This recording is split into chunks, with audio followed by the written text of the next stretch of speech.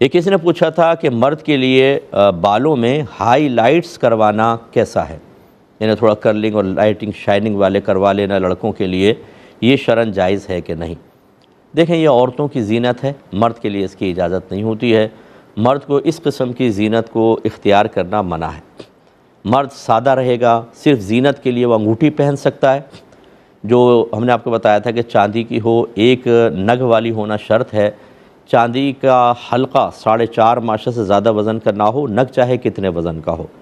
بغیر نگ والی جیسے چھلا یا ایک وقت میں ایک سے زیادہ انگوٹھیاں پہننا یا دوسرے دھات کی مرد کے لیے منع ہے۔ یہ زینت جائز ہے۔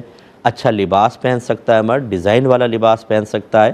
آج کل بال مختلف ہیئر سٹائل آ رہے ہیں، بہت چھچورا قسم کا نہ ہو، بیہودہ قسم کا نہ ہو، انگریزوں کی محبت اور تقلید میں اختیار نہ کیا جائے، غیر مسلمین کے کہہ لیں آپ لفظ، یہ زیادہ مناسب ہے، تو تھوڑا بہت ڈیزائن بھی چل جائے گا۔